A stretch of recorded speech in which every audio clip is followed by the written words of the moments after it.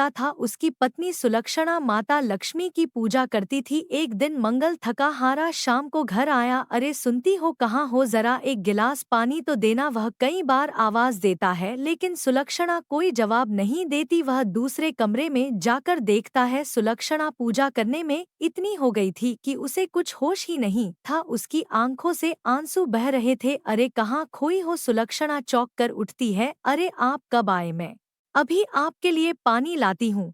तुम जिन लक्ष्मी जी की पूजा करती रहती हो उन्होंने हमें दिया ही क्या है? इतनी मेहनत करने के बाद भी हम गरीब ही है। ऐसा मत कहिए माँ, सबके भंडार भरती है, एक ना एक दिन हम पर भी कृपा करेगी। मंगल बाहर बैठ जाता है। वो गुस्सा था, उसकी पत्नी हमेशा लक्ष्मी जी की तारीफ करती रहती थी। इसी तरह समय बीत रहा था। एक दिन मंगल घर आया और बोला, सुलक्षणा हमारी फसल तैयार हो गई है, 1-2 दिन में फसल काट कर मंडी में बेच आऊंगा। इस बार अच्छी फसल हुई है, लगता है पूरा साल आराम से कट जाएगा। आप मानो या ना मानो, यह सब माँ लक्ष्मी की कृपा के कारण ही हुआ है। दोनों ऐसे ही बातें करते करते रात को सो जाते हैं। आधी रात को बहुत तेज बारिश शुरू हो जाती है। सुबह जब मंगल उठता है तो देखता है कि चारों ओर पानी ही पानी है। वह दौड़कर खेत पर जाता है। वह जाकर देखता है कि उसकी सारी फसल बर्बाद हो चुकी थी। घर आकर मंगल बहुत गुस्सा हो जाता है। तुम्हें पता है, तुम्हारी माँ लक्ष्मी ने सारी फसल बर्बाद कर दी, एक भी दाना नहीं बचा। पूरे 6 महीने की मेहनत पर पानी फिर गया। सुलक्षणा कुछ नहीं बोलती, वह चुपचाप अपने काम में लग जाती है। अगले दिन मंगल अपने खेत में जाकर काम करने लगता है। पीछे से सुलक्षणा माँ के सामने बैठकर रोने लगती है। माँ, यह सब क्या कर दिया? जितना मैं अपने पति के मन में आपके प्रति भक्ति जगाना चाहती हूँ, उतना ही वह आपसे दूर होते जा रहे हैं। माँ, हम पर कृपा करो। उस दिन से सुलक्षणा मंगल के आने से पहले ही पूजा कर लिया करती थी, जिससे वह गुस्सा ना हो। शाम को जब मंगल घर आया, आज खेत में साफ सफाई करके आया हूँ, अब कुछ दिन में पानी सूख जाएगा, तब नई फसल के लिए बीज बोने हैं। साहूकार से कर्ज लेना पड़ेगा। सुलक्षणा कुछ नहीं बोली, उसे पता था कि उसके कुछ बोलते ही लड़ाई शुरू हो जाएगी, क्योंकि मंगल का सारा गुस्सा माता लक्ष्मी जी पर ही निकलने वाला था। अगले दिन से मंगल घर पर ही रहने लगा। खेत पर कोई काम नहीं था, वह पानी के सूखने का इंतजार कर रहा था। तभी दोपहर को एक साधु और उनकी पत्नी मंगल के घर आए। बेटा, हम दोनों बहुत भूखे हैं, बरसात में कहीं भी खाना नहीं मिल सका, क्या तुम हमें भोजन करा सकते हो? जाओ साधु बाबा, मैं भगवान के भक्तों की सेवा नहीं करता, कहीं और जाकर खाना मांगो। यह सुनकर दोनों चल देते हैं। तभी सुलक्षणा बाहर आती है। रुको बाबा, ये आजकल गुस्से में रहते हैं। हमारी फसल बरसात में खराब हो गई है, आप बैठो, मैं आपके लिए खाना परोस हूँ। नहीं बेटी, जब तक कोई हमें प्रेम से खाना नहीं खिलाता हम नहीं खाते। बाबा मुझे माफ कर दीजिए, मैं अपनी ही उलझन में परेशान था। वैसे भी एक किसान के घर से कोई भूखा जाए, यह नहीं होना चाहिए। आप बैठिए और भोजन ग्रहण कीजिए। दोनों बैठ जाते हैं। कुछ ही देर में सुलक्षणा खाना परोस कर ले आती है। साधु और साध्वी दोनों खाना खाने लगते हैं। बेटा, भगवान पर भरोसा रखना चाहिए, वे सब ठीक कर देंगे। भगवान जो भी करते हैं अच्छे के लिए करते हैं।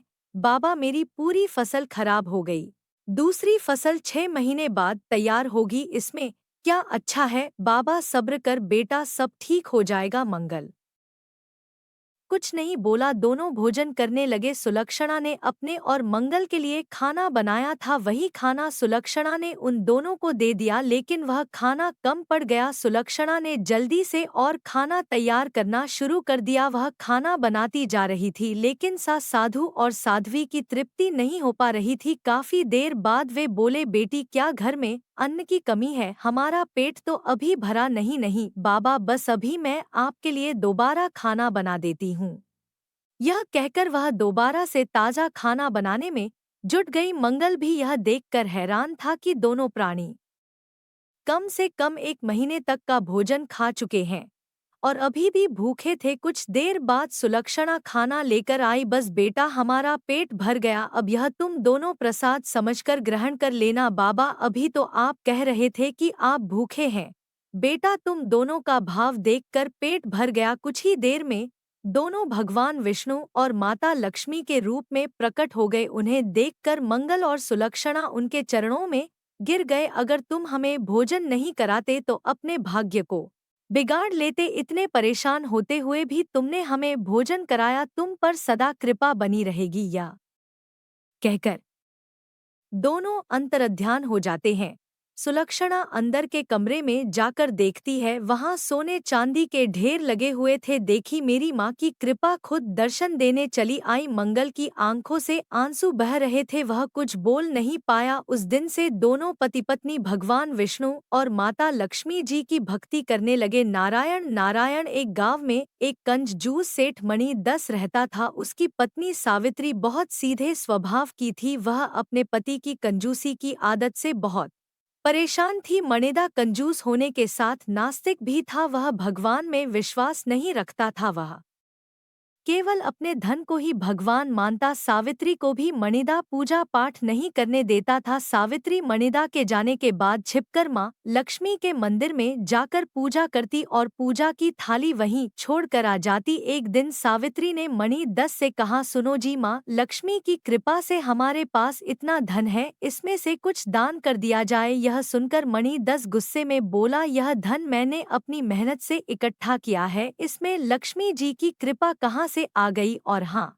मैं अपने धन का 1 रुपया भी किसी को दान में नहीं दूंगा। यह कहकर मणिदा अपनी दुकान पर चला गया। एक दिन मणिदा दुकान से निकलकर किसी से रुपए वसूलने जा रहा था। तभी उसने रास्ते में सावित्री को मंदिर जाते देखा तो वह उसका पीछा करने लगा। सावित्री मंदिर में गई, तब मणिदा छिपकर उसे देखता रहा। सावित्री ने मंदिर से पूजा की थाली लेकर उसे साफ कर दीपक जलाया और माँ लक्ष्मी की पूजा की। फिर उसने एक सोने का सिक्का निकालकर माँ लक्ष्मी के चरणों में चढ़ा दिया। मणि दस ने यह सब देखा तो उसे बहुत गुस्सा आया। वह चुपचाप वापस घर चला आया। सावित्री जब घर पहुंची तो मणि दस ने पूछा, तू कहाँ गई थी? सावित्री ने कहा, मैं तो गांव में कुछ सामान लेने गई थी। तब मणिदा ने कहा, मैं सब जानता हूँ, तू लक्ष्मी जी के मंदिर गई थी और वहां सोने का सिक्का चढ़ाकर आई है। यह सुनकर सावित्री डर गई। फिर उसने कहा, मैं जब भी मंदिर जाती हूँ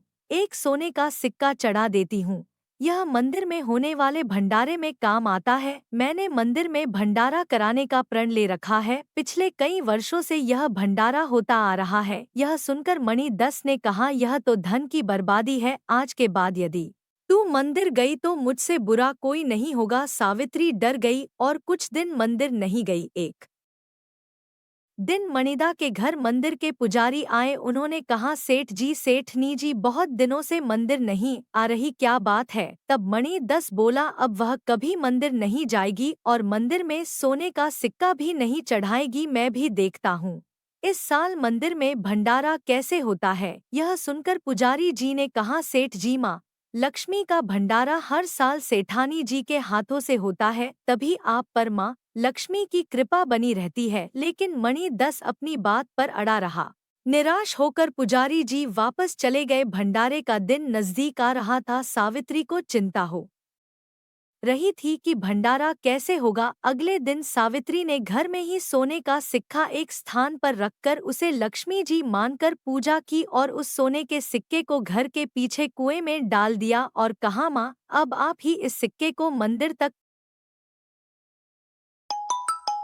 सावित्री गांव में जा रही थी, तभी उसे मंदिर के पुजारी मिले। सावित्री ने उनसे कहा, पुजारी जी आप चिंता ना करें, माँ लक्ष्मी का भंडारा इस वर्ष भी होगा। मैं मंदिर नहीं आ सकती, आप भंडारे से 2 दिन पहले मंदिर के दान पात्र को खोलना, माँ चाहेगी तो सब ठीक हो जाएगा। तब पुजारी ने कहा, बेटी गांव वाले तो बहुत गरीब हैं, यह भंडारा तो तुम्हारे चढ़ाए हुए सोने के सिक्कों से होता था, दान पात्र में तो कुछ भी नहीं होगा। सावित्री ने कहा, आप जैसा मैंने बताया है वैसा ही कीजिए, माँ लक्ष्मी का भंडारा अवश्य होगा। इधर मणि दस सावित्री पर पूरी नजर रखता था कि कहीं वह मंदिर ना चली जाए। सावित्री छिपकर हर दिन एक सिक्के को माँ लक्ष्मी का स्वरूप मान पूजा करती और उसे कुएं में डाल देती थी। भंडारे से 2 दिन पहले मणि दस ने सावित्री से कहा, चल आज मेरे साथ माँ मंदिर चल और देख तेरी माँ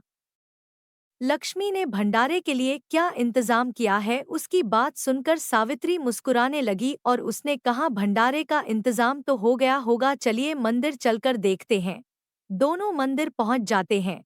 वहां कुछ गांव वाले पहले से ही खड़े थे। सबके सामने दान पात्र खोला जाने लगा। सावित्री आंखें बंद करके मां लक्ष्मी को याद करने लगी। जैसे ही दान पात्र खोला गया उसमें पानी भरा हुआ था। सभी को आश्चर्य हुआ कि दान पात्र में पानी कहाँ से आ गया, लेकिन सावित्री मणि 10 की ओर देखकर मुस्कुरा रही थी। मणि 10 गहरी सोच में डूबा था। तभी सावित्री ने कहा, आप चिंता मत कीजिए, यह पानी अपने ही कुएं का है। जब उस पानी को निकाला गया तो उसके नीचे वही सोने के सिक्के भरे हुए थे जो सावित्री ने कुएं में डाले थे। मणिदास ने पूछा तो सावित्र ने सारी बात बता दी। यह सुनकर मंदिर में सभी माँ लक्ष्मी की जय जयकार करने लगे। मणिदास माँ लक्ष्मी के पैरों में गिर गया और बोला, माँ मुझे माफ कर दीजिए, मैंने धन के लालच में आपको भी भुला दिया था। 2 दिन बाद मणिदास, सावित्री और गांव वालों ने मिलकर धूमधाम से माँ लक्ष्मी का भंडारा किया। उसके बाद मणिदा और सावित्री दोनों माँ लक्ष्मी की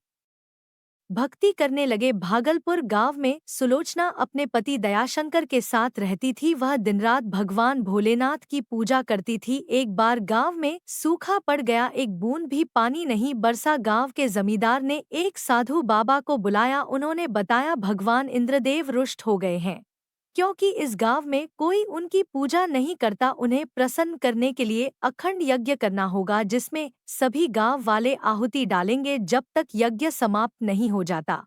कोई घर नहीं जाएगा। गांव में यज्ञ की तैयारी होने लगी। नियत समय पर यज्ञ आरंभ हो गया। सुलोचना का पति बाहर काम से गया हुआ था, इसीलिए वह यज्ञ में शामिल होने आ गई। यज्ञ करते हुए जब शाम का समय हुआ तो सुलोचना उठकर जाने लगी। तभी साधु बाबा ने उसे रोका और कहा, तुम यह यज्ञ अधूरा छोड़कर नहीं जा सकती, यह अखंड यज्ञ है। तब सुलोचना ने कहा, बाबा मेरे स्वामी घर आने वाले हैं, मुझे उनके लिए भोजन तैयार करना है और वह थके हारे घर आएंगे, मुझे उनकी सेवा करनी है, इसलिए मैं अब नहीं रुक सकती। तब साधु बाबा ने क्रोध में कहा, इंद्र देवता को प्रसन्न करने के लिए यह अखंड यज्ञ हो रहा है, यदि वह रुष्ट हो गए तो तुझे दंड देंगे। या सुनकर सुलोचना ने कहा, यदि मैं यहाँ रुक गई तो मेरा पतिव्रत धर्म टूट जाएगा, मेरे कारण मेरे पति को कष्ट हुआ तो मैं जीवित रहकर क्या करूंगी। यदि इंद्र देवता मुझे दंड देंगे तो मैं स्वीकार कर लूंगी, लेकिन मैं अपना पतिव्रत धर्म नहीं छोड़ सकती। यह कहकर वह जाने लगी। तभी आकाश में तेज गर्जना हुई और इंद्र देवता प्रकट हुए। उन्होंने कहा, सुलोचना तूने मेरी तुलना में अपने पति को ज्यादा महत्व दिया। आज से ठीक 1 सप्ताह बाद तेरे पति की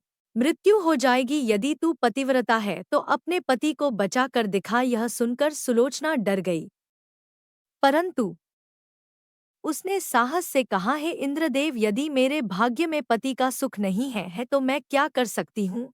फिर भी मैं आजीवन अपना पतिव्रत धर्म निभाऊंगी और उनके मरने के बाद स्वयं भी प्राण त्याग दूंगी। यह सुनकर इंद्र देवता रुष्ट हो गए और अंतर्ध्यान हो गए। सुलोचना भागी भागी घर आई। उसने रोते रोते उदास मन से खाना बनाया और दयाशंकर के आने पर उसके सामने खाना परोस दिया। दयाशंकर ने एक और खाया और पूछा, सुलोचना आज खाना तुमने मन से नहीं बनाया, इसमें वह स्वाद नहीं है, क्या बात है। दयाशंकर की बात सुनकर वह रोने लगी। उसने सारी बात बता दी। तब दयाशंकर ने कहा, जो भाग्य में लिखा होगा वही होगा, तुम चिंता मत करो, भगवान भोलेनाथ सब ठीक कर देंगे। अगले दिन सुबह सुलोचना स्नान आदि करके अपने पति की रक्षा करने के लिए भगवान भोलेनाथ के सामने बैठ गई और उनसे कहा, भगवान यदि मेरे भाग्य में पति का सुख केवल 1 सप्ताह का है तो मैं भी बिना अन्न जल ग्रहण किए प्राण त्याग दूंगी। आज से मैं महामृत्युंजय का पाठ आराम कर रही हूँ, केवल अपने पति की सेवा के कोई अन्य कार्य नहीं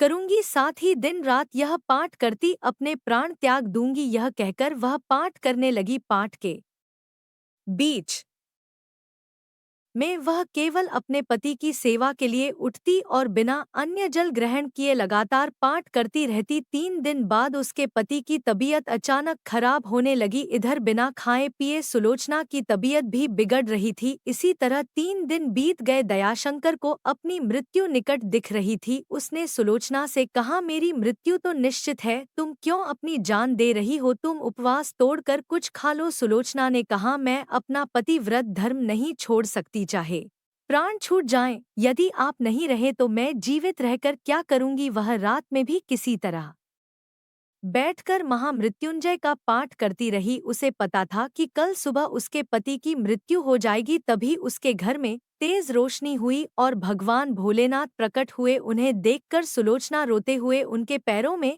गिर गई। उसका पति बेहोश पड़ा था। सुलोचना ने कहा, है भोलेनाथ, मैंने तो पतिव्रत धर्म निभाने के लिए यज्ञ छोड़ा था। यदि यह अपराध भी है तो सजा मुझे मिलनी चाहिए। मेरे पति को किस कारण दंड मिल रहा है? आप मेरे प्राण ले लीजिए, मैं इनके बिना जीवित नहीं रह सकती। तब भगवान भोलेनाथ ने कहा, तुम पतिव्रत धर्म जीत गई। इस संसार में कोई ऐसी शक्ति नहीं जो पतिव्रता स्त्री से मुकाबला कर सके। यह कहकर भोलेनाथ ने सुलोचना और उसके पति को पहले जैसा स्वस्थ कर दिया। दोनों भगवान के सामने नतमस्तक हो गए। तभी वहां इंद्र देवता प्रकट हुए। उन्होंने कहा, देवी, मैं तुम्हारी पतिव्रता शक्ति को पहचान नहीं सका। अब तुम्हें व तुम्हारे पति को कोई कष्ट नहीं होगा। यह कहकर दोनों अंतर्ध्यान हो गए। तभी गांव में वर्षा होने लगी, जिससे पूरा गांव खुशहाल हो गया। मित्रों, आपको यह कहानी कैसी लगी? हमें कमेंट बॉक्स में बताएं। साथ ही ऐसी नई नई कहानियों के लिए हमारे चैनल को सब्सक्राइब करें।